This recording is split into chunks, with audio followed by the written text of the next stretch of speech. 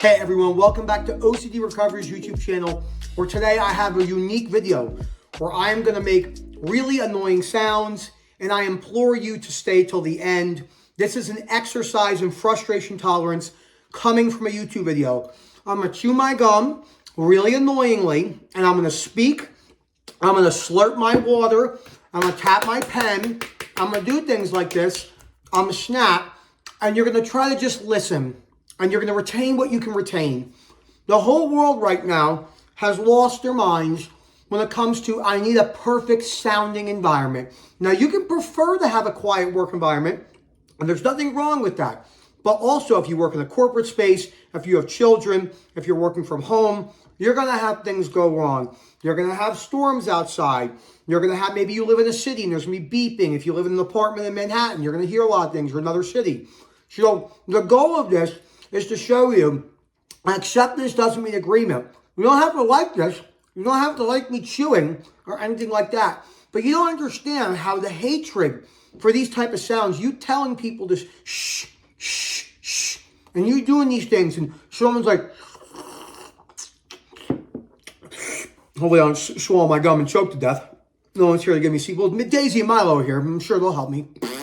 So, but as the reality is, your belief systems about this stuff fuel it a lot more than you think. The way I like to live my life, in my opinion, is a better way, in the sense of I don't try to fix my environment. I try to adapt to my environment.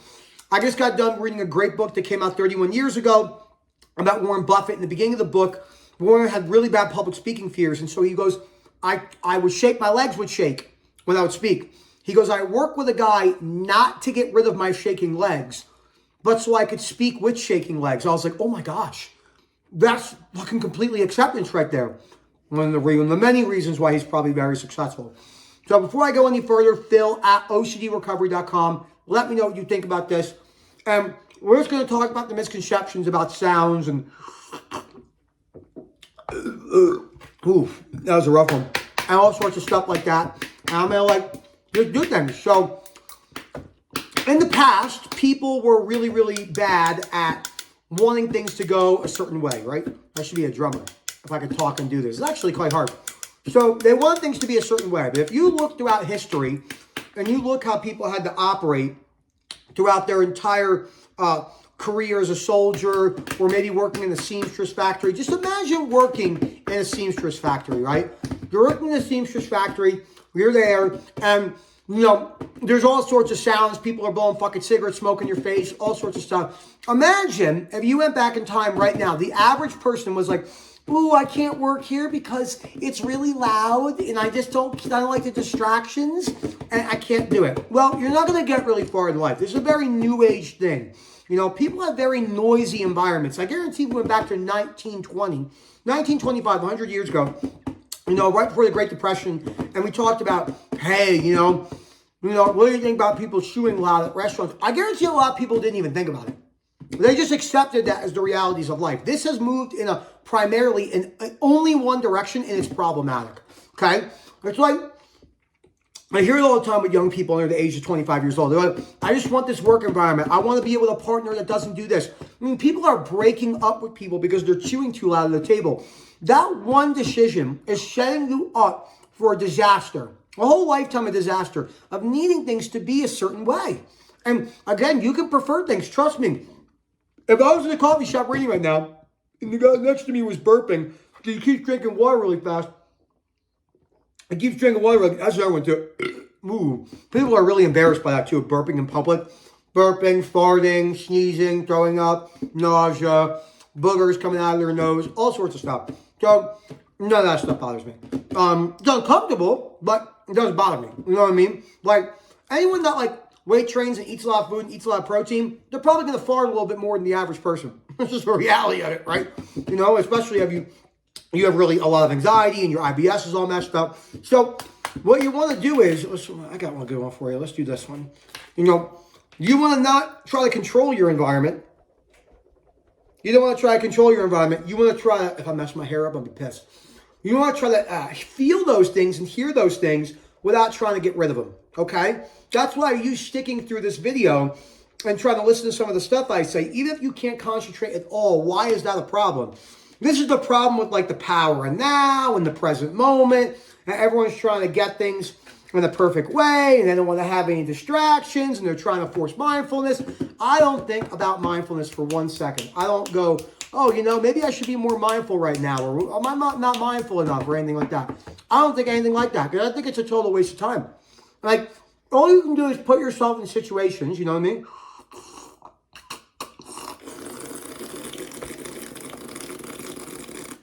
It's like I'm hitting the bong.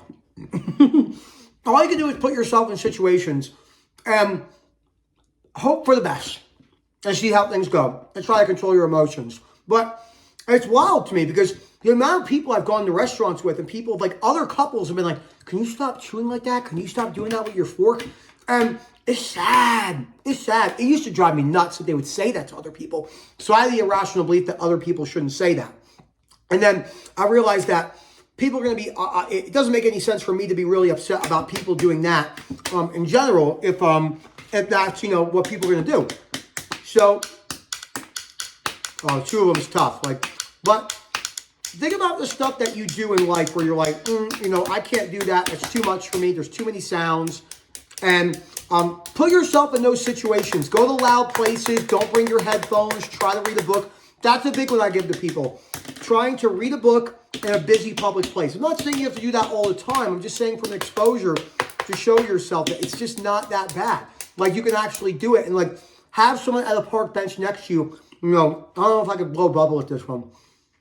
This gum is hard to blow bubbles with. But, you know, it's all quirky stuff like that. And, you know, even think about me. Like, think about how difficult it's been for me to like make this video doing 18,000 different fucking sounds and stuff like that. But you don't see me going, oh my God, I'm not talking properly. I'm slurring my words because I have 8 pieces of gum in my mouth. And oh my God, like the video is not going to come out that good. Like, think about that. Think about how many people look for optimal outcomes in content, you know? Because they're like, oh no, there's something went wrong. There was a sound that went wrong. And people don't realize it's 1,000 different things adding together on why people have perfection.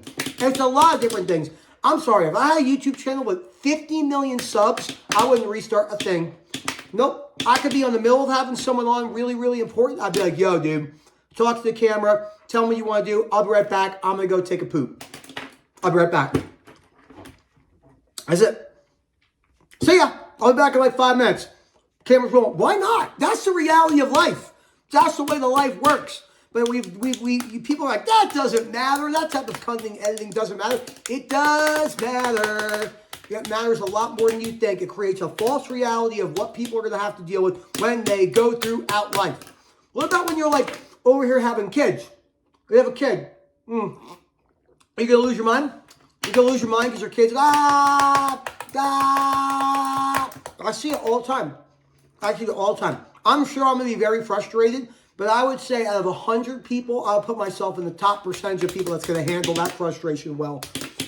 I had chronic OCD for fucking years. I mean, I wanted to not live anymore, and I was chronically anxious of sensations. I think I could take a baby screaming, you know what I mean, or 2 or 3.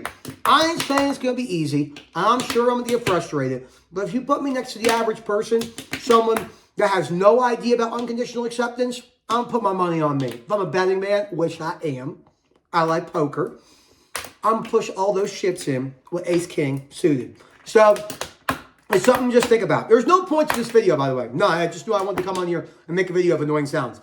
If you made it to the end, I'm proud of you. If not, that's it. You're going to be stuck forever. There's no hope. Phil@OCDrecovery.com. Let me know what you think. Hope to hear from you soon. As always, enjoy the rest of your day. All right, I can go back to peace myself now.